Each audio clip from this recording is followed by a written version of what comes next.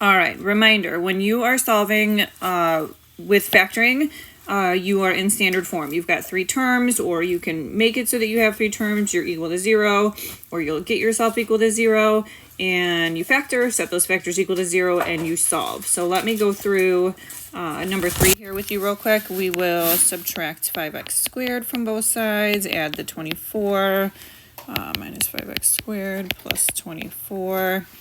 Gives me 1x squared minus 10x plus 24 is equal to 0. Once I've got standard form, right, ax squared plus bx plus c equals 0, I'm going to factor 2 numbers that multiply to 24 and add to 10, right? I want sum here is 4 and 6 minus minus. And x minus 4 equals 0, x minus 6 equals 0, so x equals positive 4 and positive 6. If you want to skip this step here, you can. It just gets a little bit more complicated when you have a factor, so, you know, like 2x minus 3 or something like that.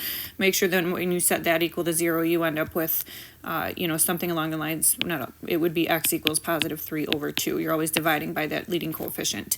So just as an example here, so again, reminder, when you are in standard form and it's factorable, you factor your quadratic, set those factors equal to 0, solve for x. You always want 2 solutions, okay?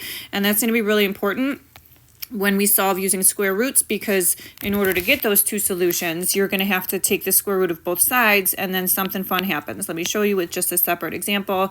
For instance, if x squared equals 25, then I take the square root of both sides, x squared of x squared equals the square root of 25, and x is equal to not just 5, but negative 5 as well.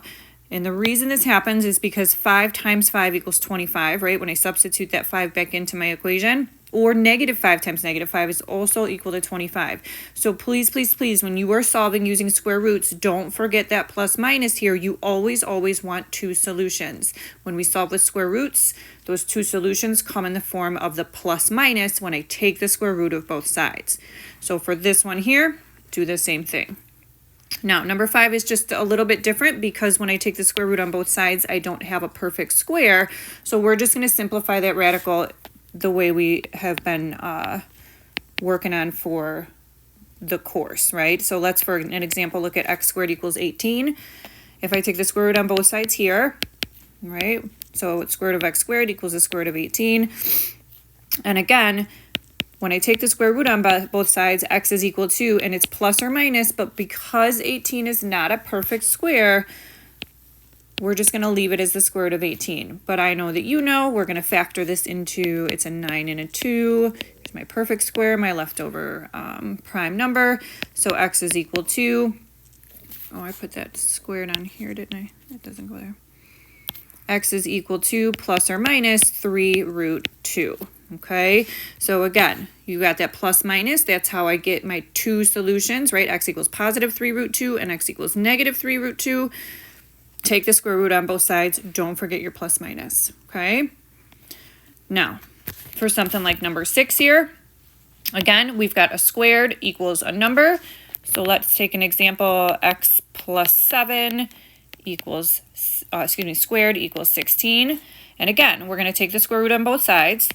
When I take the square root of x plus 7 quantity squared, because the squared is outside the parentheses, the square and the square roots do what they always do, and we're left with x plus 7, all right? Now, on the right-hand side there, we take the square root of 16.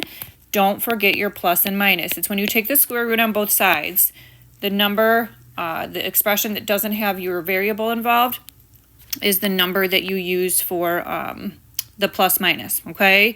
So x plus 7 equals plus or minus 4, okay?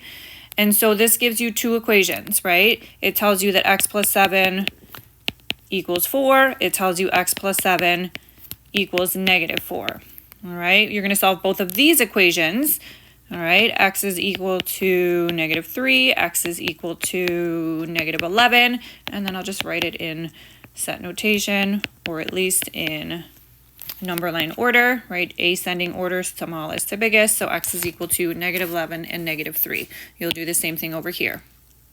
Now, what do I do when that number is not a perfect square? 55 minus 6 is 49. That's a perfect square. This one.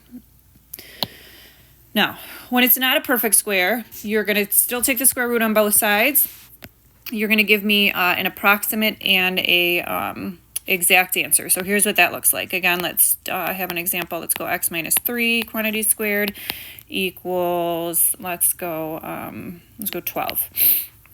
All right, so when I take the square root on both sides, right, we're going to end up with x minus 3 equals plus or minus the square root of 12. All right, when I take the square root of 12, it's not a perfect square, we get our decimal, so simplify that, right? X minus 3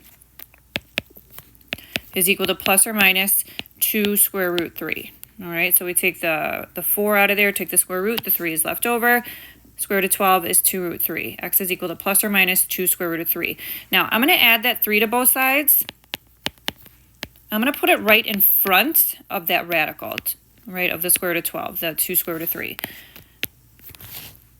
It looks a whole lot better this way, all right? It's either 3 plus or minus 2 root 3 or plus or minus 2 root 3 plus 3, and that just looks a little funky. We're always going to put our rational number in front and our irrational number to the right, okay?